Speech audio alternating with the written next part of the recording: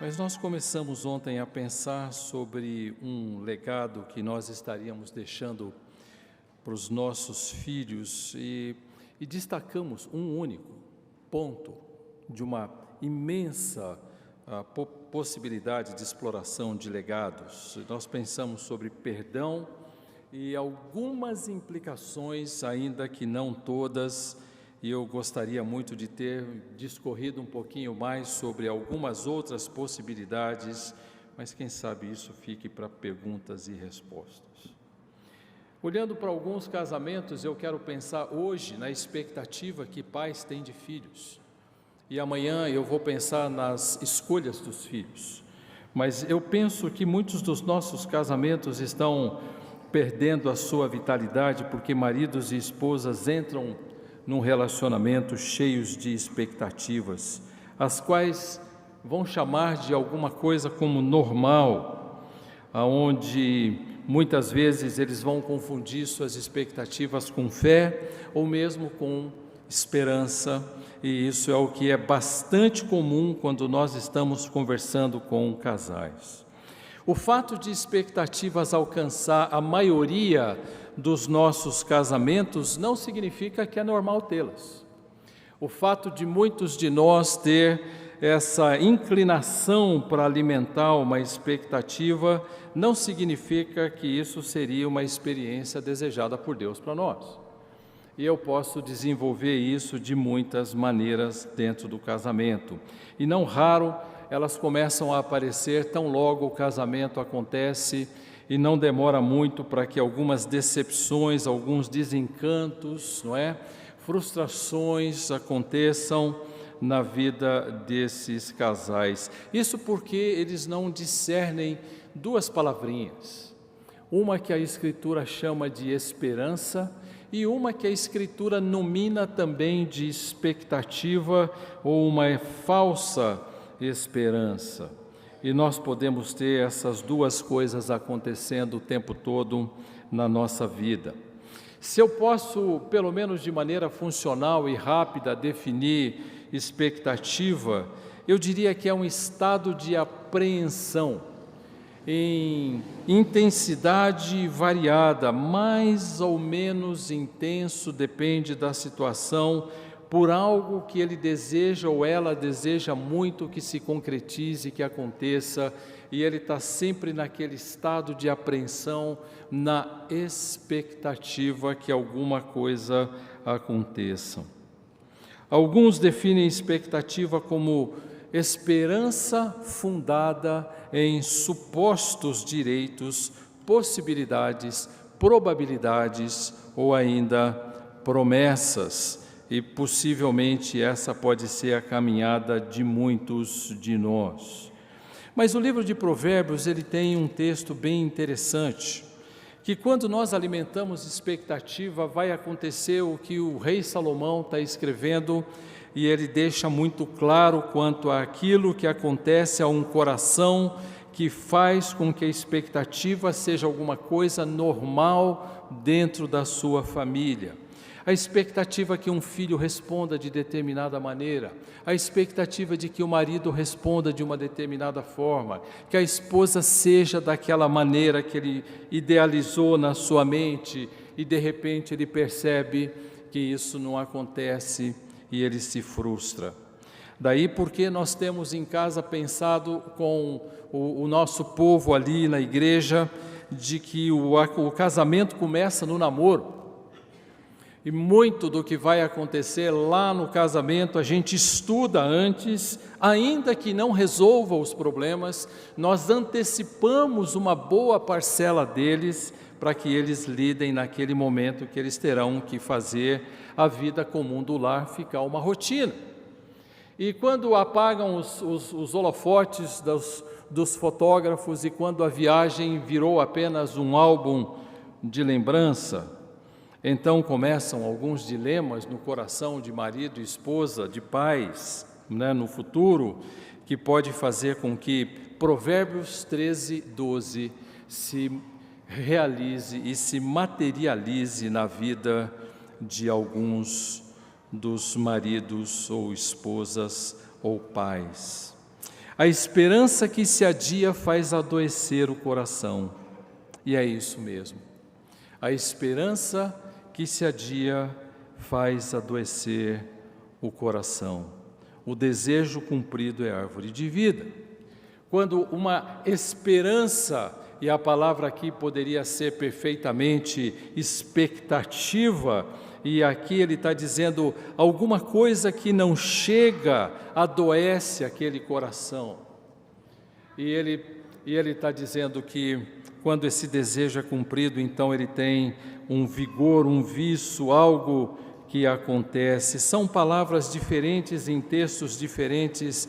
10:28 diz: a esperança dos justos é alegria, mas a expectação dos perversos perecerá. E ele está trabalhando com palavras diferentes, mas elas são intercambiáveis, então elas não se diferem gramaticalmente na língua original, elas são intercambiáveis. O autor de Provérbios está dizendo algo muito importante para nós. Deixa eu dizer para você o que uma advogada me disse. Ela disse: eu queria que você soubesse o que eu faço com o meu marido. E ela disse: eu tenho escrito para ele cartas e bilhetes, alguns deles um pouco mais íntimos, para não dizer picantes, alguns deles bem amorosos, para não dizer melancólicos e românticos, e eu tenho escrito essas cartas, e muitas vezes, e a última delas, pastor, eu besuntei um guardanapo que eu tenho em casa, bem bonito, eu passei um batom vermelho nos meus lábios e besuntei aquele guardanapo e coloquei do lado da cabeceira dele escrito: da sua esposa esquecida. Ela esperava uma resposta do marido. O marido dobrou o guardanapo e pôs na gaveta do criado mudo. E ela disse: eu já não sei mais o que eu faço. Eu estou com o meu escritório faliu. Eu perdi a saúde, adoeceu. Eu agora tenho a igreja que nem a igreja mesmo se importa comigo, uma igreja que ela frequentava ali próxima da nossa. E ela disse: o que é que eu faço, pastor? Eu estou pensando o que você tem que fazer. É claro que eu não respondi assim para ela. Claro que eu fui extremamente amoroso com ela, mas ela abandonar a sua expectativa e passar a confiar no Senhor e viver com aquilo que ela deveria viver. Esse é o seu marido. E você talvez alimentou isso desde antes e não sabia, ou talvez não percebeu, ou quem sabe não quis perceber que havia uma inclinação no coração dele diferente daquilo que você esperava e que talvez nunca vá se cumprir. Expectativa tem a ver com alguma coisa que nós desejamos e com alguma coisa muitas vezes fantasiosa, desejos do nosso coração, anseios do nosso coração, não necessariamente algo que a palavra de Deus disse que nos seria dado. E a palavra de Deus não promete uma esposa de acordo com os meus sonhos. E a palavra de Deus não promete um marido de acordo com os sonhos daquela noiva ou daquela mulher que tanto ansiava por aquele marido romântico e de repente ela não tem esse marido lá em casa, adoeceu. E sentaram na minha frente para conversar e durante todo o tempo em que falaram, ele ficou em silêncio, impassível, olhando para frente, enquanto ela, derramada em lágrimas aqui, dizia: está vendo, pastor, a indiferença dele? E eu fiquei pensando naquele momento, qual a dificuldade dessa mulher em amar o seu marido do jeito que ele é, qual é a dificuldade dela? Por que ela não ama o seu marido? E depois eu conversaria com o seu marido dizendo qual é a tua dificuldade para não atender alguns desejos legítimos da sua esposa. E as duas coisas aconteceriam em ambientes diferentes, mas aquela mulher sofreu e sofreu intensamente. Nós, os que cremos, e quando nós pensamos em esperança, a esperança do justo, e quando nós tratamos de esperança, ela não termina com a morte. E se você roda a tua Bíblia um pouquinho para frente, em 14:32, pela sua malícia é derribado o perverso, mas o justo, ainda que morrendo, tem esperança. Mas quando você volta para capítulo 11, versículo 7, você vai ler: morrendo o homem perverso, morre a sua esperança e a expectação da iniquidade se desvanece. A NVI traduz aqui como: aquilo que ansiava e dominava o seu poder não se concretiza. E ele termina alguma coisa assim, dizendo nessa palavra. São distinções que não são gramaticais, mas são distinções conceituais. Expectativa lida com desejos, imaginações, fantasias, vontades, muitas delas não baseadas nas Escrituras. E nós temos muitas expectativas que nós chamamos de fé, e nós temos que lidar com isso muito claramente no nosso coração, senão nós vamos cometer alguns erros. Enquanto minha esposa, no mês de janeiro, do dia 1º de janeiro ao dia 17, ficou internada, 12 dias na UTI, eu ouvi de várias pessoas que chegaram para conversar: Deus já respondeu. Deus já respondeu? 3 médicos se aproximaram e disseram para mim: chame seus filhos, despeçam-se da mãe, o senhor despeça-se da sua esposa, porque ela vai morrer nesse fim de semana. Eu fiquei pensando como você tem certeza que ela já está curada. De onde veio essa certeza? Não é uma certeza, nem é uma esperança. É um desejo baseado numa fantasia. E talvez um desejo infundado até propriamente na fé. Porque quando eu tenho fé, eu digo: é possível que minha esposa morra. Eu gostaria que ela vivesse. E eu tenho prazer em estar com ela mais alguns anos. Mas se ela vier a morrer, eu vou entender que isso faz parte de um propósito soberano de Deus. E que ainda que isso produza lágrimas e lágrimas e lágrimas em mim, ainda assim eu vou entender que há um Deus amoroso gerindo um plano perfeito, e a Ele seja toda a honra e toda a glória. Mas em alguns que se aproximavam de nós, eles batiam e diziam: tenha fé. Mas eu tenho. O meu Deus pode fazer tanta coisa que ela está aqui, não é? E ela está aqui curada? Não, ela está fazendo infusões de quimioterapia, de uma porção de coisa, devido ao problema imunológico que ela tem. Hoje cedo estávamos no Einstein aqui fazendo alguns exames. É assim. Estamos fazendo todos os exames com fé e com esperança. E qual a expectativa? Nenhuma. Se o Senhor quiser, Ele fará. Se o Senhor não quiser, Ele fará do jeito que Ele pretender.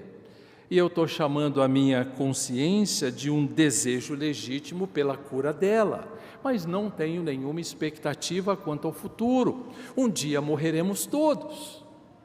Em algum momento todos nós estaremos diante do Criador, e minha esposa estaria muito melhor ao lado do Salvador do que ao meu lado hoje, não é? Certamente ela estaria de frente àquele a quem nós acabamos de cantar músicas tão lindas aqui.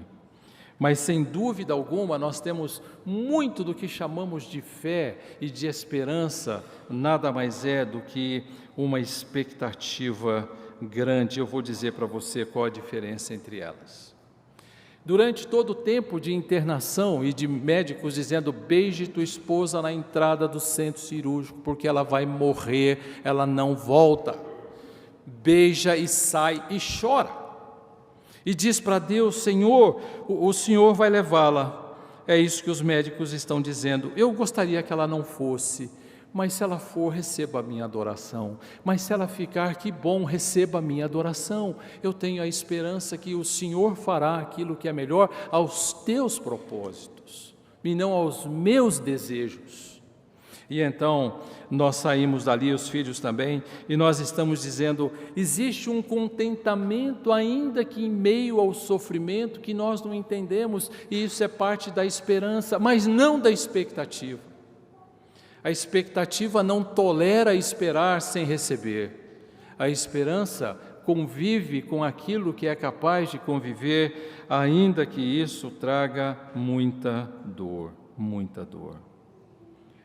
Quando eu visito famílias que têm filhos com alguma disfunção, de alguma maneira, uns limites enormes, em muitos lares que eu vou, eu vejo aqueles pais alegres, não pela condição do filho exatamente, mas pela oportunidade de ter a condição do filho promovendo a glória de Deus de uma maneira quase louca para esse mundo.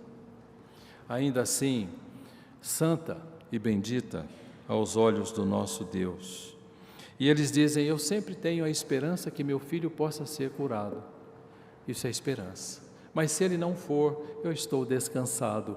Isso é esperança.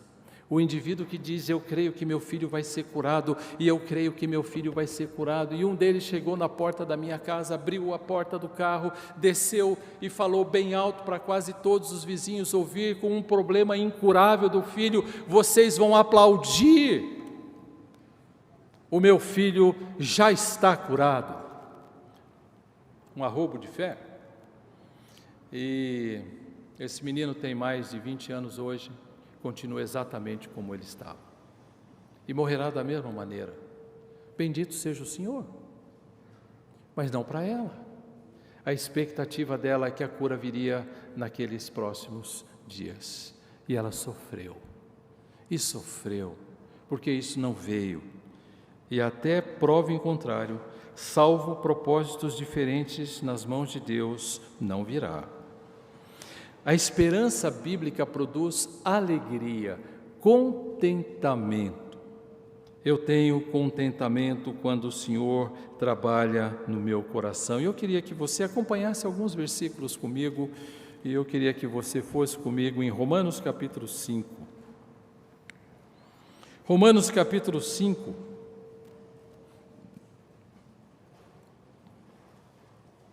Verso 2, na verdade a partir do verso 1. Justificados, pois, mediante a fé, temos paz com Deus, por meio de nosso Senhor Jesus Cristo, por intermédio de quem obtivemos igualmente acesso pela fé a esta graça na qual estamos firmes e gloriamo-nos na esperança da glória de Deus. E não somente isto, mas também nos gloriamos nas próprias tribulações. Vejam só o que a esperança faz. Sabendo que a tribulação produz perseverança, a perseverança experiência, e a experiência, esperança. De onde surge a esperança? Das tribulações. É o que elas produzem, ou melhor, podem produzir. Podem produzir expectativa também. Mas ela pode produzir esperança e me faz perseverar nele. De que maneira? Eu não quero em momento nenhum abandonar o meu Senhor, que, como cantamos aqui em quase todos os hinos que nós hoje cantamos, morreu na cruz por nós, porque alguma coisa que eu desejava muito não aconteceu. Porque alguma coisa que eu desejava muito não aconteceu. Nesse sentido, ele diz: nos gloriamos na tribulação, porque o processo dela ao final produz esperança, e ela produz esse contentamento diante das tribulações. Foi isso que meus filhos disseram para mim: pai, nós estamos tristes, estamos chorando aqui com você, mas Deus tem planos e propósitos que são diferentes dos nossos, e a Ele seja toda a honra e toda a glória. Porque na esperança fomos salvos. A esperança que se vê não é esperança, pois o que vê, alguém vê como espera, mas se esperamos o que não se vê, com paciência o aguardamos. Romanos capítulo 8, verso 24 e verso 25.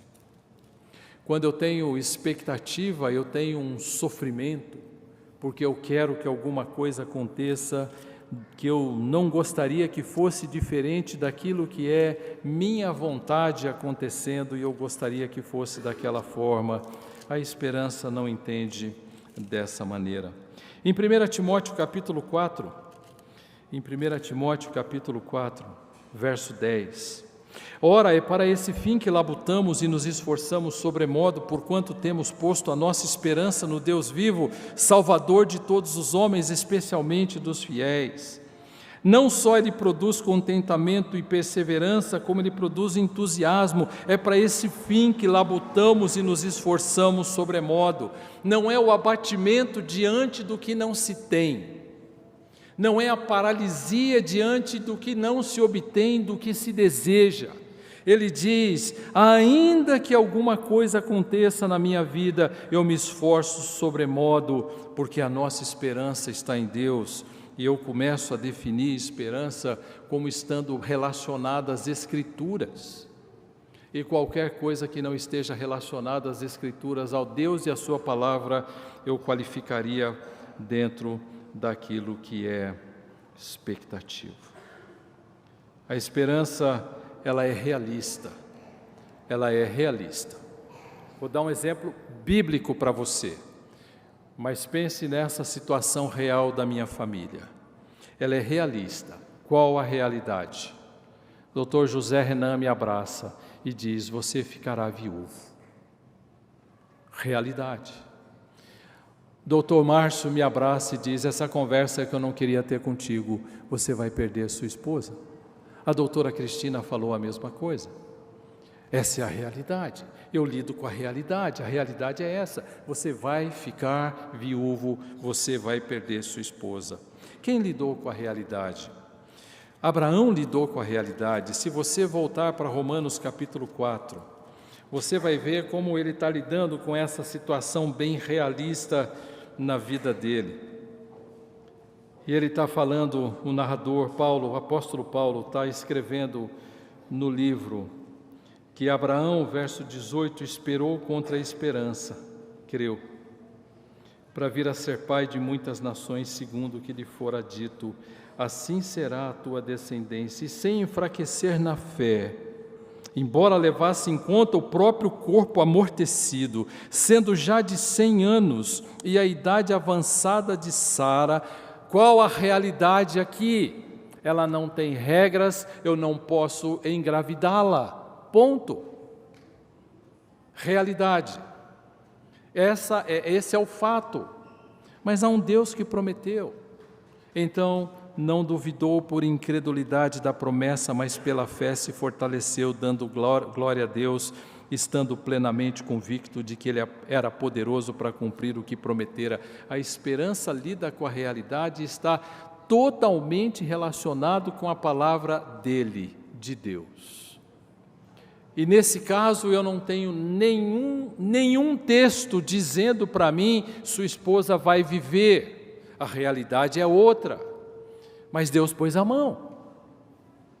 Bom para mim, bom para os meus filhos, bom para a igreja.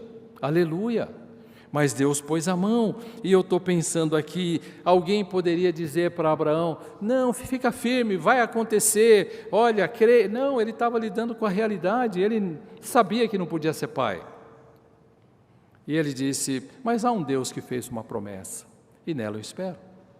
Há um Deus que fez uma promessa, e nela eu espero. Eu recebo muitas pessoas lá na minha igreja dizendo: eu tenho de Deus uma promessa. Ué, qual? Que Deus vai me dar E aí começa, os devaneios. Depois de algum tempo ele diz: sabe o que eu me decepcionei com a fé. A expectativa não é assim. A expectativa, ela não tem fundamento bíblico. Ela existe a partir de ideias humanas a respeito do que é agradável e do que é desejável.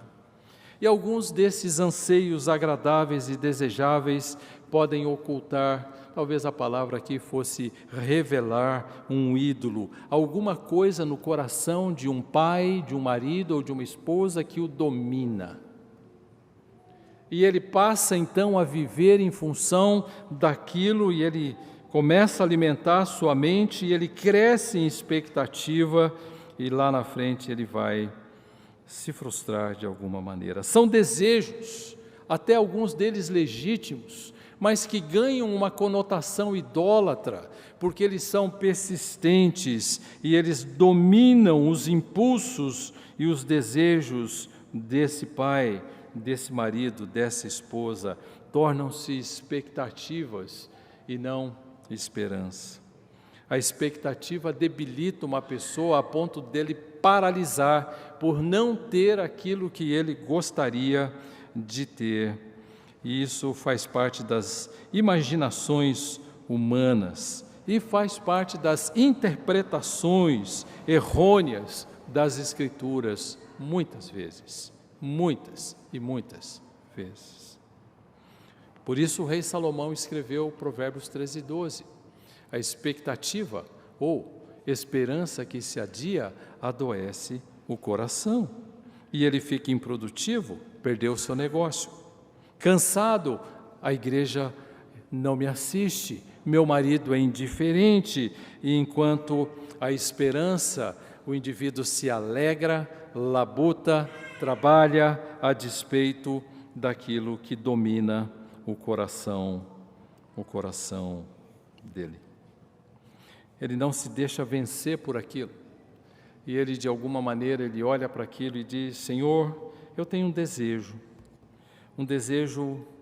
legítimo, mas a minha confiança está no Senhor, não está na minha fé. Eu não tenho fé na minha fé, eu não tenho confiança na minha fé, eu tenho confiança no Senhor e na sua palavra, não na minha fé. E então, eu posso até pensar o que é bom, mas que não se ajustam ao padrão bíblico, e nem tampouco às promessas de Deus, e não procedem das Escrituras de nenhuma maneira. Alguns exemplos dessa expectativa, e eu quero andar aqui com alguns textos com você, porque são expectativas de pais e de maridos e de esposas que lidam e que lutaram lá no passado com as suas questões do coração. Todos nós lutamos com as nossas, mas esses de maneira particular que eu quero citar são exemplos. Eu creio que, como hoje conversava com o pastor Alisson e sua esposa no restaurante, Deus nunca ocultou, e eles disseram, os fracassos e os erros e os pecados dos heróis. Nunca. Eles estão narrados nas Escrituras. E você tem um lindíssimo livro que nós lemos hoje, 3 Salmos, escrito por um homem que adulterou. E você olha para aquilo e você diz: puxa, como Deus é bom. Ele nos dá um livro maravilhoso, confortador, escrito por alguém que em algum momento da vida violou a sua palavra e a santidade. Foi perdoado e pagou um preço caro pelo seu pecado. Preço caro pelo seu pecado. Mas em Gênesis 30, se você abre no verso 1, você tem uma história legítima, um desejo legítimo, e ainda assim você tem algo que dominava Raquel. Enquanto Jacó tinha filhos com a irmã, teve filhos com a concubina da irmã, teve filhos com a concubina de Raquel, não teve filhos com Raquel. Vendo Raquel que não dava filhos a Jacó, teve ciúmes de sua irmã e disse a Jacó: dá-me filhos, senão morrerei. Eu imagino a cena emocional, não sei se você sente o clima emotivo aqui. Ela pegando talvez a Jacó no seu paletó, não usava, né? E puxa e diz: me dá filhos.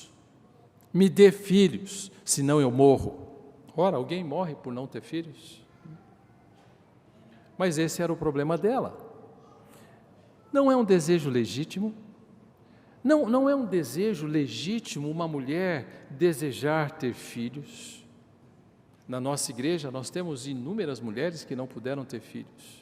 E são fiéis ao Senhor, estão alegres com a sua condição, depois de um período de trato do Senhor dessas questões do coração. E ela está olhando para esse momento aqui, e pegou o seu marido, colocou na parede, insistiu com ele, e disse para ele: dá-me filhos, senão eu vou morrer. Ora, ninguém morre porque não tem filhos. Então Jacó se irou contra Raquel e disse, reação equivocadíssima dele: Acaso estou eu em lugar de Deus que ao teu ventre impediu de frutificar? Que resposta mais grosseira desse homem à sua esposa amada. Ele poderia ter dito para ela: querida, eu me comprometo em orar com você, e nós buscaremos o Senhor, e se o Senhor quer nos dar filhos, Ele dará. Mas ele quase que dá um tapa nela de volta e diz: tira a mão de mim. Quem te não dá filhos é Deus que impediu o teu ventre, e não eu. Eu tenho filhos com todas essas mulheres, menos com você. Deus impediu o teu ventre. Que grossura, né? Insensibilidade de um marido que poderia ter sentido a dor de sua esposa. Formavam um casal que Jacó nunca escondeu o amor dele por Raquel de maneira nenhuma. Mas a expectativa dela estava baseada numa questão até cultural. As mulheres hebreias davam à luz, porque elas eram também, entre outras coisas, os filhos, uma garantia de um futuro com cuidado. Daí porque muito da dor de uma mulher, quando ela não dava à luz, ela não via ali a mão de Deus e de alguma maneira, e olhando para o futuro, havia algo que era muita expectativa. Não há nenhum pecado em querer ser mãe, nenhum pecado. Mas aqui está um exemplo claro do que afirmou Salomão: a esperança que se adia adoece o coração. Adoece o coração. Mas quando você vai para frente um pouquinho na sua Bíblia, capítulo 35, Gênesis 35, e você tem ali um texto bem interessante, a partir do verso 16. Ela teve um filho, e esse filho foi muito especial para ela, José. Mas ela disse: eu quero mais um filho. E naquele momento ela poderia ter dito: eu estou descansada, Deus ouviu a minha súplica e me deu um filho querido, não é? Muito especial, muito especial. Mas aí ela diz: partiram, verso 16 do capítulo 35, partiram de Betel e, havendo ainda pequena distância para chegar a Efrata, deu à luz Raquel um filho cujo nascimento lhe foi a ela penoso. Em meio às dores de parto, disse-lhe a parteira: não temas, pois ainda terás este filho. Ao sair-lhe a alma, porque morreu, deu-lhe o nome de Benoni, mas seu pai lhe chamou Benjamim. Assim morreu Raquel e foi sepultada no caminho de Efrata, que é Belém. Ela não morreu por não ter filhos, ela morreu por tê-los. Muito especial. Eu olho para isso e estou pensando: Senhor, livra-nos desse nosso intenso desejo de satisfazer os nossos impulsos, chamando os nossos impulsos de esperança e fé. Expectativa é uma esperança fundada em supostos direitos, possibilidades, probabilidades e promessas. Surge a partir de ideias humanas acerca do que é agradável e desejável. Ela não é a esperança que se renova o entusiasmo, e 1 de João 3 diz que ela participa do processo de santificação progressiva. Uma pessoa que tem esperança está em contínuo processo de santificação progressiva, 1 de João, capítulo 3. A expectativa traz consigo seus maus amigos, não é? Desespero, frustração, não só tristeza, desencorajamento, desencanto, desesperança. A esperança se renova, enquanto a expectativa adoece o coração do indivíduo. Um exemplo, eu quero ver se eu consigo fazer isso aqui até 9h30, porque nós temos ainda 20 minutos de perguntas e respostas aqui. Um pai e uma mãe pode colocar filhos em situações muito difíceis. E há um relato nas Escrituras, eu vou me deter só nesse relato muito especial. A expectativa de que os filhos eles obtenham as melhores coisas, muitas vezes os pais metem os pés pelas mãos na tentativa de dar ao filho o que ele julga ser o melhor para o filho, e certamente isso pode significar dor e tristeza para seus filhos. Você tem nas Escrituras uma mãe que se chamava Salomé. Ela era esposa de Zebedeu. Ela era mãe de Tiago e mãe de João. Possivelmente ela era irmã da mãe de Jesus e então tia de Jesus. E você tem isso narrado em vários textos das Escrituras, essa relação entre esses nomes que eu estou dizendo aqui. Se você for em Mateus 27, 56, não precisa abrir lá, só anote, em Marcos 15, 40, em João 19, 25, essa relação desse nome com a mãe, com a irmã, está narrada ali, e você tem essa relação ali. E você tem os primos, então, procurando o primo, o Senhor Jesus Cristo, para fazer um pedido para Ele. E nós estamos aqui em Marcos, capítulo 10. E eu queria que você abrisse comigo para ler esse texto, verso 35. Marcos 10, verso 35. Então se aproximaram dele Tiago e João, filhos de Zebedeu, dizendo: Mestre, notem o pedido que eles fizeram. Queremos que nos concedas o que te vamos pedir. E ele lhes perguntou: o que quereis que eu vos faça? Eu gosto de ver Jesus com seu silêncio bem colocado e suas perguntas precisas, pontiagudas. E quando ele as faz, ele não as faz com curiosidade, ele as faz para trazer luz sobre o que está no coração da pessoa. Responderam-lhe: permite-nos que na tua glória nos assentemos um à tua direita e o outro à tua esquerda, só, apenas.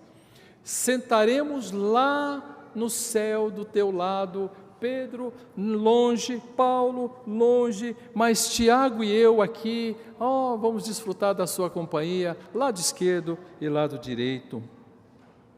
E um pedido interessante, revela muito do coração deles, mas revela muito do coração dos 12. E então Jesus lhe disse: não sabeis o que pedis.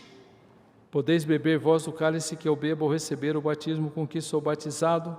E aí você fala: mas que pergunta é essa desses indivíduos? Mas note, eles teriam ido lá falar com Jesus sozinhos, eles foram sós, havia ali alguém mais fazendo parte dessa conversa. Eu queria que você voltasse comigo em Mateus capítulo 20. Em Mateus capítulo 20, nós temos uma outra leitura e um complemento e um aditivo àquele evento narrado por Marcos. Em Marcos 10. Mateus 20.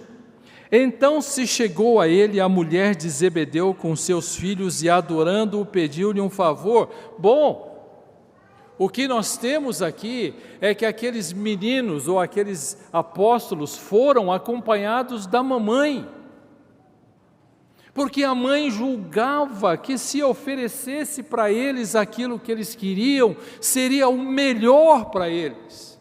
De fato foi, mas a mãe foi e perguntou-lhe ele: que queres? E ela respondeu, ou seja, eles responderam ou ela respondeu? Eles responderam e ela respondeu. Ou seja, todos responderam e a mãe estava ali perguntando e ela respondeu: manda que no teu reino esses meus 2 filhos se assentem, um à tua direita e outro à tua esquerda. O desejo dos filhos sustentado pela mãe que representou os seus filhos junto com eles perante o Senhor Jesus Cristo, e ela tinha uma expectativa.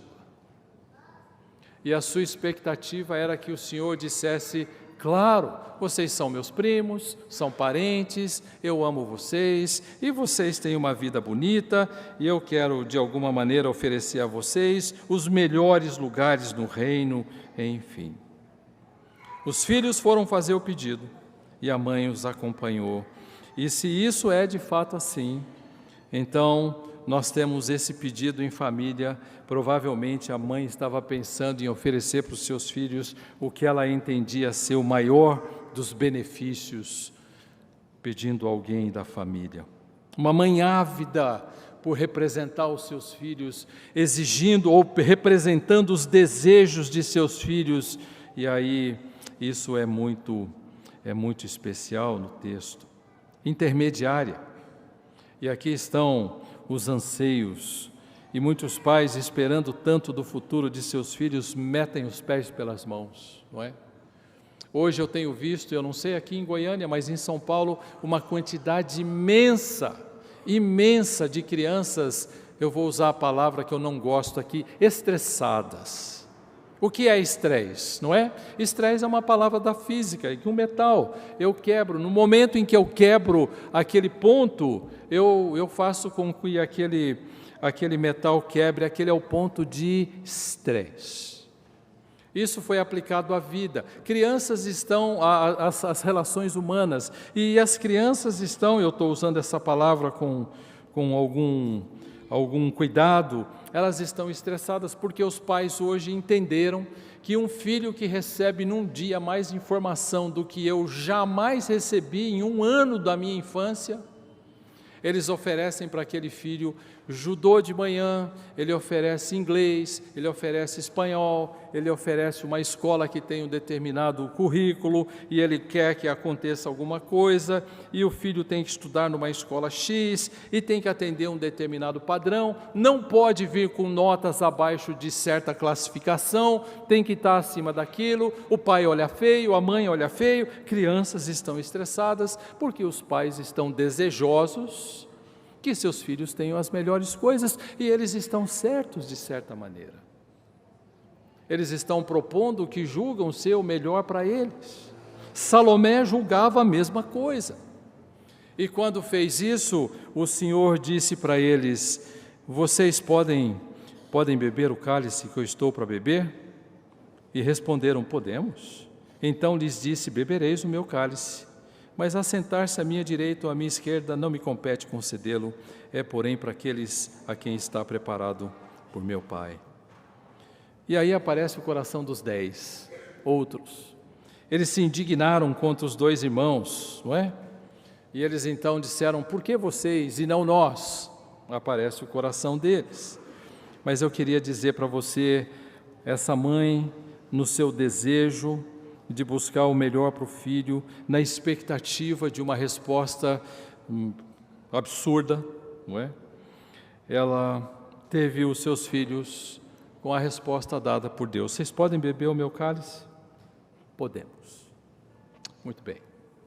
Tiago foi martirizado, Atos 12, bebeu o cálice.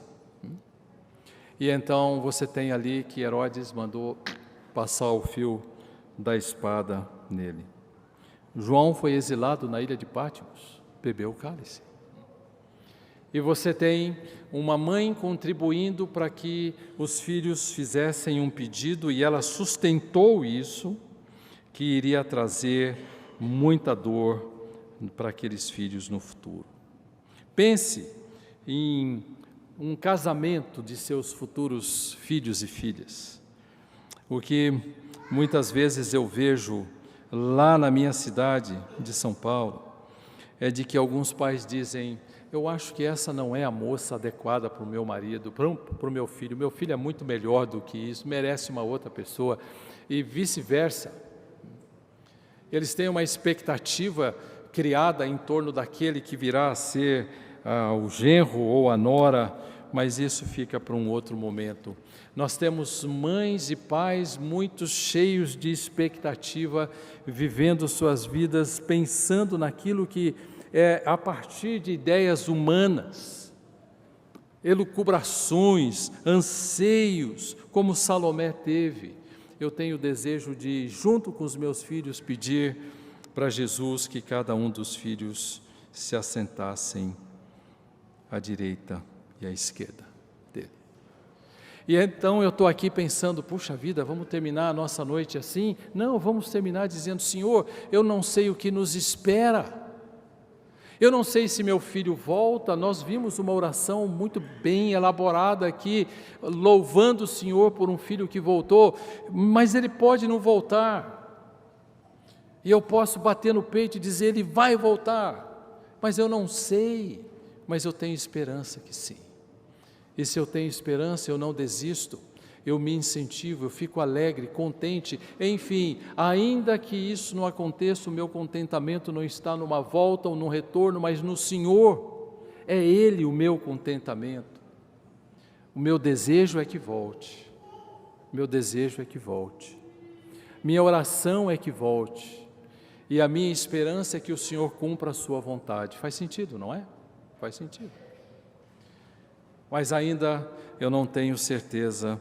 Mas se eu tiver com a minha expectativa, então eu vou me desesperar, talvez, frustrações e tristezas desmedidas, incontidas, algumas apreensões, e seguramente isso vai trazer muita dor dentro de casa. Maridos e esposas, nossas esposas nunca talvez atenderão naquilo que minha esposa nunca me atendeu. Eu louvo a Deus por isso. Porque Deus treinou o meu coração. Deus treinou o meu coração para amá-la e eu caber dentro do propósito soberano de Deus como marido. Naquilo que eu esperava de uma esposa que não aconteceu, Deus foi gracioso, porque Ele me fez perceber de que algumas coisas são pura vaidade. Pura vaidade. Desejos a partir de elucubrações humanas, fantasias e coisas que não estão prometidas na palavra de Deus, mas a esperança está. O Senhor não prometeu dar nenhuma dessas coisas que eu estou dizendo de maridos e filhos e esposas e pais, mas Ele prometeu nos dar a graça dEle que nos sustenta em todos os momentos, ainda que eu não tenha aquilo que eu desejo. E mesmo que eu deseje legitimamente. Então eu descanso meu coração. Há um Deus. Quando você lê, enquanto os meninos cantavam aqui hoje, eu cantava lembrando de um salmo. Salmo 73. O Salmo 73 mostra um homem ávido por dinheiro, ávido por poder, ávido por influência, e ele queria ter o povo ao lado dele.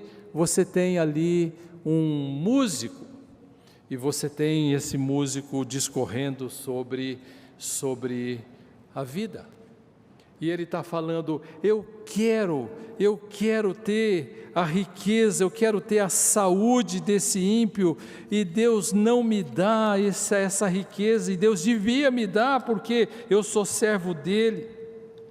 E Asaf então num dado momento diz, quem mais tenho eu no céu? Quem mais tenho eu no céu?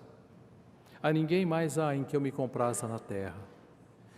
O que me dá alegria na terra? Nada, nem ninguém, nem influência, nem dinheiro, nem poder. Nada. Que mudança no Salmo.